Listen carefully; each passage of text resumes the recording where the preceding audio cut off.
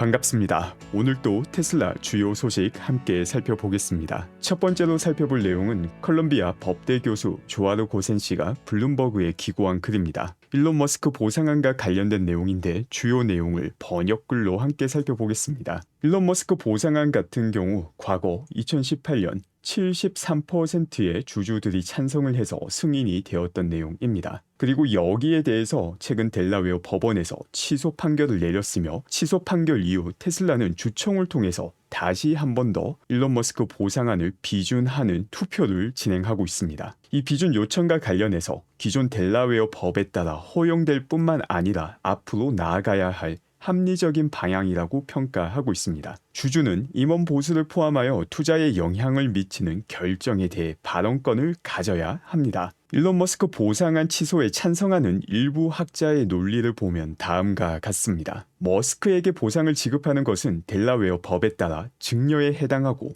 기업 자산을 낭비하는 것이므로 허용되지 않는다고 주장합니다. 하지만 이 교수는 이 내용에 동의하지 않습니다. 해당 번역글에 해당하는 기업 자산 낭비 같은 경우 이제 영어 원문으로는 waste라고 사용되고 있습니다. 다음 문장에 나오는 폐기물이 바로 그 waste, 기업 자산 낭비를 의미하게 됩니다. 델라웨어 법에 따르면 주주가 비준할 수 없는 폐기물은 기업 목적에 부합하지 않거나 대가를 전혀 받지 않는 기업 자산의 양도입니다. 이를 위해서는 법인이 거래를 체결하고 통상적이고 건전한 사업적 판단을 하는 사람이라면 그 대가를 지불할 가치가 없다고 생각할 정도로 부적절한 대가를 받았다는 사실을 입증해야 됩니다. 일부 학자가 주장하고 있는 기업 자산 낭비에 대한 추가 설명인데 그 예도 들고 있습니다. 과거 델라웨어 법원은 CBS가 지배주주인 썸너 레드스톤이 의사무능력자로 판정된 후 1,300만 달러를 지급하기로 한 결정은 합리적인 사업 목적이 없는 명백한 증여라고 결론을 지었습니다. 그런데 머스크의 상황을 보면 분명히 다릅니다. 이게 왜 다르냐? 일론 머스크 보상안 같은 경우 무조건 받는 게 아니었습니다. 2018년 이 보상안이 승인이 되었을 때 일론 머스크가 보상을 받는 조건이 10년 안에 테슬라의 시장 가치를 590억 달러에서 6,500달러로 올려야 했는데 일부에서는 이를 홍보용 스턴트로 볼 정도로 터무니없다라고 판단했습니다. 그런데 이제 그 터무니없는 성과를 일론 머스크가 만들고 나니까 보상을 취소한 것이죠. 당시에도 터무니없는 목표를 세워서 터무니없는 목표를 현실화시킨 것도 터무니없는데 그 대가를 취소한다라는 것도 참 터무니없는 일투성이인 현실이 되었습니다. 그래서 일론 머스크의 상황이 다른 이유가 일론 머스크가 이 보상을 받을 자격이 있느냐 없느냐가 그 핵심인 것이고 또 위쪽에서 살펴봤던 통상적이고 건전한 사업적 판단을 하는 사람이 바로 이 투표에 참여했던 사람들인데 그 사람들이 통상적이고 건전한 사업적 판단을 할 수 있는지가 핵심 쟁점이 되게 됩니다. 일론 머스크가 받을 자격이 있느냐 없느냐는 조건을 달성하지 않으면 아무런 보수도 받지 않는 상황에서 기업 가치를 10배 이상 올렸는데 받을 자격은 너무나도 당연히 있죠. 과거 일론 머스크 보상안 투표에 참여하였던 주주들이 통상적이고 건전한 사업적 판단을 할 수 있는 사람인가 라는 부분이 중요하겠죠.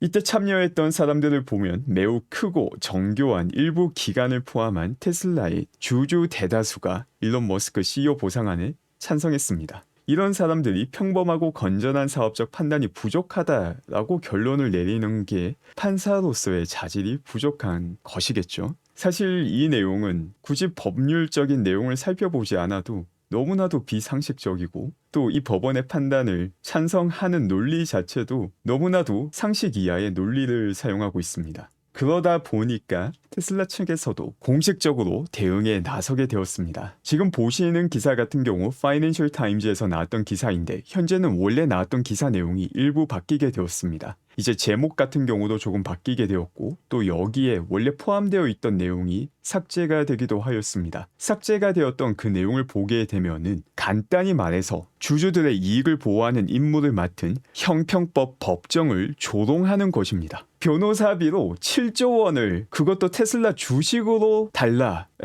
씨, 말 같지도 않은 소리죠. 일론 머스크가 6년 만에 기업의 가치를 10배 이상 상승시켰기 때문에 보상을 받아야 되는데 그 받아야 되는 보상을 취소시켰기 때문에 우리한테 한국 돈으로 7조 원의 변호사비를 달라라는 게 이게 말이 되는 소리입니까? 이거는 봐도 어처구니가 없습니다. 그렇기 때문에 테슬라 측에서 간단히 말해서 이는 주주들의 이익을 보호하는 임무를 맡은 형평법 법정을 조롱하는 것이 될 것입니다. 라고 말을 한 것이고 이상하게 이 부분이 이제 나중에 기사에서는 삭제가 되게 되었습니다. 이제 그 밖에도 이 기사에 나왔던 주요 내용을 보겠습니다.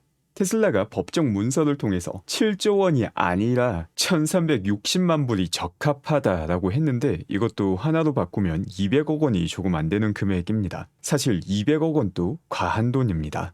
왜 7조 원이 과한지 설명을 하고 있는데 이걸 설명해야 된다라는 것 자체도 참 어처구니가 없는 현실입니다. 이 변호사비로 요청한 7조 원이 어떤 금액인지 살펴보겠습니다. 지금까지 델라웨어 법원에서 변호사비로 산정되었던 가장 큰 금액과 비교할 때 17배 이상 큰 금액입니다. 델라웨어라는 주에서 1년간의 예상과 같은 수준의 금액입니다. 만약 이 금액을 변호사 비용으로 받게 된다면 그러면 1시간에 28만 8천 불을 받게 되는 것입니다. 이게 날강도라고 해도 부족한 수준입니다. 그리고 만약 이 변호사비를 받게 된다면은 이 소송에 참여했던 로펌이 테슬라의 3대 주주가 되게 됩니다. 현실이 될 것이라 생각하지는 않지만 테슬라의 이익에 명백히 반하는 로펌을 그 기업의 3대 주주로 만들겠다라는 게 말이 되는 소리입니까? 보상을 취소한다라는 거 자체도 도둑놈이 아니면은 불가능한 발상인데 그 도둑놈을 변호한 애들을 3대 주주로 만들겠다. 놀랍지만 이게 일어나고 있는 현실입니다. 그리고 얼마 전 지난 5일이죠. 이때 전해드렸던 내용 중 하나가 델러웨어 변호사 비용과 관련해서 이의제기가 시작되었다라는 내용을 전해드리기도 하였습니다. 이 이의제기 같은 경우는 테슬라 주주이신 에이미 씨가 본인이 직접 시작한 것이고 오늘 전해드린 내용은 테슬라에서 공식적으로 대응한 내용입니다. 다만 에이미 씨 같은 경우도 아주 화려한 변호단을 선임하였기 때문에 역시 충분히 이 소송에서도 좋은 소식이 들려올 수 있습니다. 또 일론 머스크가 이 파이낸셜 타임즈 기사에 또 추가 커멘트를 남기기도 하였습니다. 이 변호사들은 테슬라가 지불해야 되는 법률 비용을 지불해야 될 뿐만이 아니라 보상 역시 하나도 받지 않아야 된다라는 발언을 하기도 하였습니다. 댄 아이브스 씨께서도 이번 머스크 보상안이 압도적으로 재승인될 것으로 예상하기도 하였습니다. 이를 통해서 델라웨어 법원 판결은 본질적으로 무의미하게 될 것이라고 예상하고 있으며 상식이 조금이나마 남아있다면 이렇게 되는 게 너무나도 당연한 일일 것입니다. 그 밖에 블룸버그에서 탐 랜들 씨께서 좋은 기사를 올려주셨습니다. 이 내용 역시 번역된 버전으로 보겠습니다. 이제 미국에서 장거리 전기차가 평균 신차 가격보다 저렴해졌습니다. 이와 관련된 다양한 자료를 함께 보겠습니다. 지금 보시는 차트 같은 경우 미국의 평균 차량 가격을 흰색 선으로 나타내고 있으며 연두색 선 같은 경우 300마일 이상 주행이 가능한 전기차 중에 가장 저렴한 차량을 나타내고 있습니다. 그래서 전체 평균과 가장 저렴한 차량의 수치를 비교하고 있는 거기 때문에 완벽하게 1대1로 대응되는 그룹은 아닙니다. 다만 이 차트를 통해서 우리가 볼 수 있는 거는 전반적으로 차량 가격이 올라가고 있는 것에 반해서 300마일 이상의 주행이 가능한 저렴한 전기차의 가격은 훨씬 더 가파르게 내려가는 트렌드를 보여주고 있다는 것을 확인할 수 있고 또 300마일이라는 게 상당히 큰 의미를 가지고 있기도 합니다. 이를 킬로미터로 바꾸게 되면은 약 480km인데 이는 한국에서 부산, 서울을 갈 수 있는 거리이기도 합니다. 대부분의 경우 300마일 이상 주행이 가능하게 되면은 실질적으로 주행거리가 문제가 되지 않는 수준이기도 합니다. 또 그 밖에 경제성과 관련된 내용을 스텔란티스 CEO인 카를로스 타레바스 씨가 언급하기도 합니다. 스텔란티스 같은 경우도 전통적인 내연차 기업이기 때문에 내연차 기업에서 보고 있는 현재의 관점 역시 흥미로울 수 있는 내용입니다.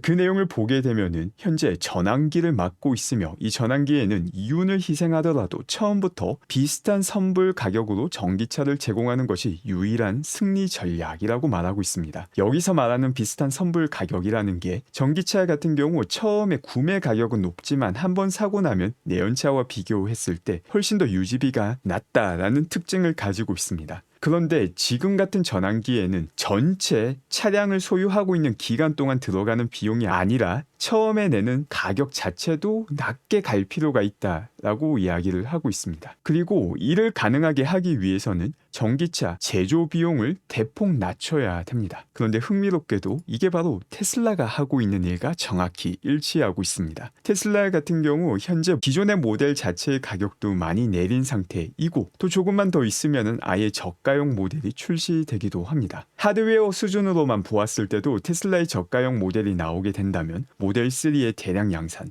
그리고 모델 Y가 나왔을 때의 엄청난 폭발적 성장 이 둘을 합친 것보다 더 큰 폭풍이 휘몰아치게 됩니다. 그리고 그 수준이 오지 않았지만 여전히 전기차로 전환하고 있는 이 전환기 많은 기업들이 고통을 받고 있습니다. 이게 말이 쉽지 현실적으로 성취하기가 힘든 내용입니다. 전기차를 만들면서 수익을 내고 있는 기업 자체가 테슬라와 BYD밖에 없고 다른 모든 곳들은 팔면 팔수록 적자가 쌓이는 구조입니다. 그런데 이런 상황에서 오히려 판매 가격을 더 낮춰야 되니까 얼마나 더 힘들지 말하지 않아도 너무나도 뻔한 상황입니다. 물론 테슬라 같은 경우도 바로 이런 전환기 제 채널에서 했던 표현은 승자 독식을 성취하기 전에 지나야 되는 터널 이 터널을 지나고 있는 상황이죠. 그 터널이 언제 끝날지와 관련해서는 스텔란티스 CEO 같은 경우는 몇 년 동안 지속될 것으로 평가를 했습니다. 여기서는 또 다양한 의견이 있을 수 있지만 일단 테슬라의 하드웨어 측면만 본다 하더라도 저가형 차량이 나오고 나면은 테슬라는 벌써 그 폭풍의 중심이 되어서 혹은 테슬라 자체가 폭풍이 되게 될 것입니다. 이 폭풍 같은 경우는 내연차를 제조하다가 전기차로 바꿔야 되는 기업들에게 훨씬 더 큰 타격을 주게 될 것이고 테슬라 자체가 폭풍이 되어서 이 내연차 시장을 잡아먹는 그 시간은 몇 년이 아닌 향후 수십 년이 될 수 있다고 봅니다. 미국 시장에서 장거리 전기차 붐 도래와 관련된 차트입니다. 지금 보시면은 300마일 이상을 주행할 수 있는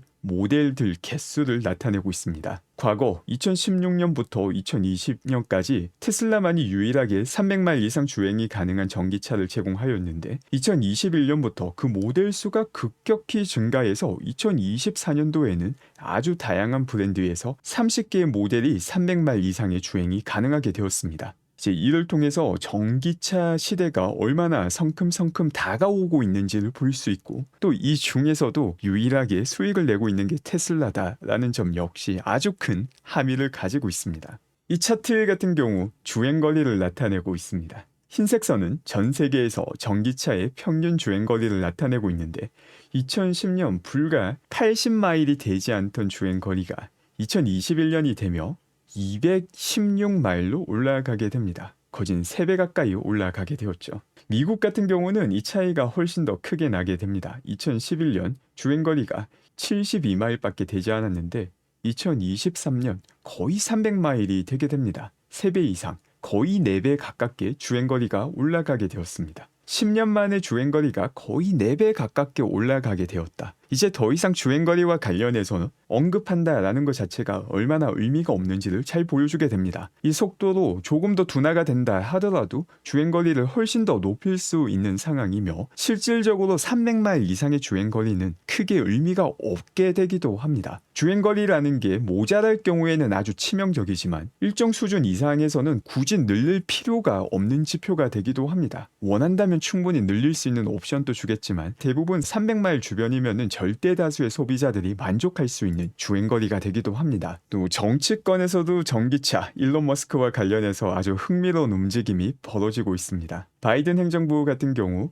더 엄격한 연비 기준을 시행하였습니다. 미래 자동차 연비를 매년 2%씩 증가시키는 것을 요구하는 내용이 확인이 되었고 이를 통해서 모든 소비자들이 똑같은 돈을 냈을 때 더 많은 거리를 주행할 수 있게 만드는 방향이기 때문에 분명 모두에게 긍정적인 내용이 됩니다. 또 당연히 전기차 같은 경우 연비 혹은 전비가 훨씬 더 뛰어나기 때문에 전기차 시장에도 긍정적인 내용이 됩니다. 그 밖에 도널드 트럼프 전 대통령이 아주 흥미로운 연설을 하기도 하였습니다. 그 내용을 함께 보겠습니다.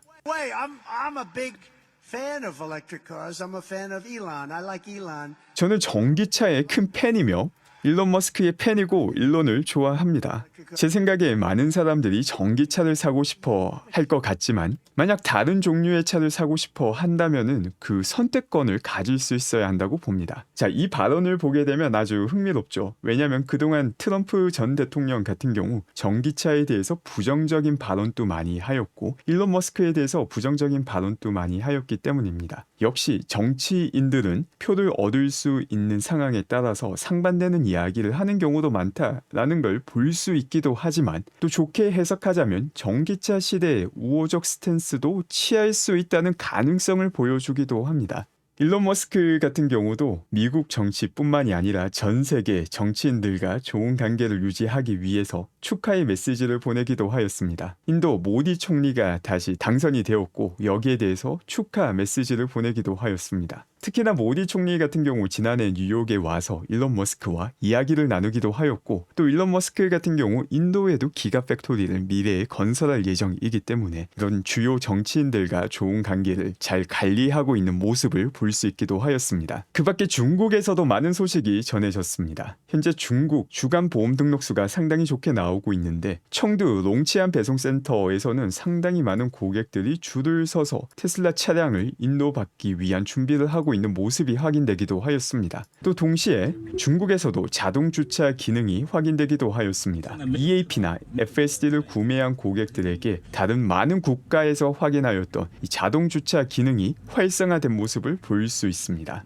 그 밖에 조금 잘못된 루머가 나오기도 하였습니다. 이 소식을 전해주신 분이 중국에서의 이번 소프트웨어 업데이트 이후 새롭게 바뀐 UI 영상을 공유해 주셨습니다. 그런데 이 영상을 공유하며 중국에서 내부적으로 버전 11을 테스트하고 있는 모습이다 라는 글을 적습니다. 근데 버전 12라는 것 자체가 FSD에서 사용되는 단어이고 직원들이 내부적으로 테스트를 하는 영상이다 라고 말을 해서 내부적으로 FSD를 먼저 테스트하는 것처럼 글을 올렸습니다. 하지만 이 영상 같은 경우는 FSD 주행 영상이 아니라 업데이트된 UI 영상입니다. 그렇기 때문에 직원들이 먼저 FSD를 테스트하고 있다라는 내용은 사실이 아니게 됩니다. 다만 현재 전체 흘러가는 맥락으로 봤을 때 중국에서 FSD가 곧 테스트 될 가능성은 높은 상황입니다. 그 밖에 뉴질랜드에서 아주 흥미로운 흐름이 확인이 되었습니다. 뉴질랜드 역시 올해 들어서 전기차 관련 보조금이 폐지된 국가입니다. 그렇기 때문에 2024년 판매량을 2023년과 비교하게 된다면 아주 낮아진 판매량을 볼 수 있습니다. 그런데 조금 더 살펴보면 아주 재미난 내용을 볼 수 있습니다. 지금 방금 봤던 게 테슬라의 뉴질랜드 내 판매인데 그게 아니라 뉴질랜드에서 매월 판매되는 차량 중 전기차가 차지하는 비율, 전기차 채택률을 보게 되면 작년 보조금이 있을 때는 27.4%까지 올라가게 됩니다. 그리고 보조금이 철폐되고 난 다음에 급격하게 내려가게 돼서 현재는 5.4%입니다. 말 그대로 5분의 1 이하로 침투율이 떨어지게 되었습니다. 그런데 이렇게 판매되고 있는 전기차 안에서 테슬라의 시장 점유율을 보게 되면은 오히려 과거보다 더 올라가게 됩니다. 높을 때는 지난 4월 36.5%를 기록하게 되고 5월 같은 경우 거의 30%를 기록하게 됩니다. 이제 보조금이 있을 경우에는 다양한 종류의 전기차를 구매하며 테슬라의 전기차 내 점유율이 20% 초중반이었는데 보조금이 폐지가 되니까 오히려 30%로 올라가게 됩니다. 이렇게 외부 영향이 없을 때 오히려 테슬라와 다른 전기차들 사이의 격차가 더 벌어진다는 것을 볼 수 있는 자료입니다. 이 다음 내용은 전반적인 전력 발전 투자와 관련된 내용입니다. 지금 보시는 게 태양광에 투자하는 금액이고 태양광을 제외한 다른 모든 전력 발전에 투자하는 금액인데 이를 보게 되면 2023년부터 태양광에 투자하는 금액이 다른 모든 전력 발전에 투자하는 금액보다 더 높아지게 되었습니다. 2024년 같은 경우는 예상 수치인데 사실 이 예상 수치보다 훨씬 더 높은 금액이 투자가 될 가능성이 높습니다. 투자 금액이 올라가는 기울기를 보게 되면 역시 S커브의 초입을 볼 수 있습니다. 태양광 패널이 얼마나 효율적인 전력 발전원이 되었는지를 보여주는 자료이며 또 이와 함께 태양광 패널과 효율이 좋은 에너지 저장 장치 역시 크게 성장할 수밖에 없음을 보여주는 자료입니다. 그리고 에너지 저장 장치의 선두주자 역시 테슬라입니다. 지금 사진 같은 경우 기가 텍사스의 사진입니다. 이 내부를 보게 되면 보링 컴퍼니 터널이 기가 텍사스 안으로 들어갔음을 볼 수 있습니다. 일론 머스크가 가지고 있는 보링 컴퍼니를 통해서 기가 텍사스에서도 새로운 운송 채널을 추가한 것이 확인이 되었습니다. 그 밖에 테슬라에서도 정리해고 이후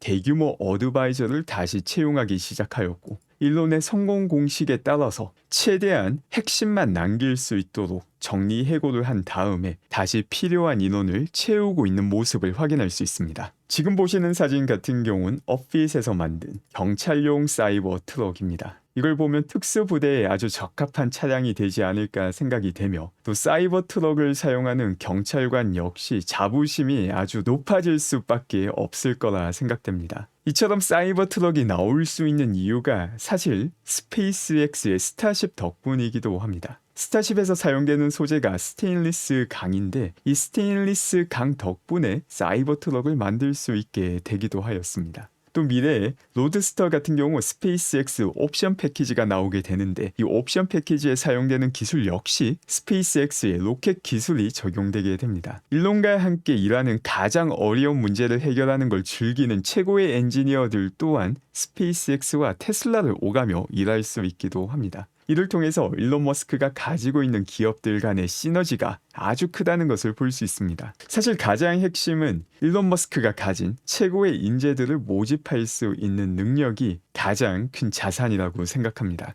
이 영상 같은 경우 이번 스타쉽 발사 테스트 이후 일론 머스크가 가진 인터뷰 내용입니다. 부스터가 우리가 예상했던 지점으로 정확하게 돌아왔다는 것을 고려하면, 또 제대로 착륙했다는 점을 고려하면, 다음 테스트에서는 타워에서 슈퍼 헤비 부스터를 캐치하는 시도를 해야 된다고 생각합니다 라는 내용을 인터뷰를 통해서 밝혔습니다. 그래서 만약에 허가가 나게 된다면은 바로 렌더링된 이 영상이 다음 스타쉽 발사 테스트에서 볼 수 있게 되는 내용입니다. 이 타워를 통해서 내려오는 슈퍼 헤비를 바로 잡는 모습을 다음 테스트에서 볼 가능성 역시 존재하며, 만약 다음 테스트가 아니라면 6차 테스트에서는 이 엄청난 광경을 볼 수 있게 될 것 같습니다. 오늘 방송 함께 해주신 분들 감사드리며 즐거운 주말 되시기 바랍니다.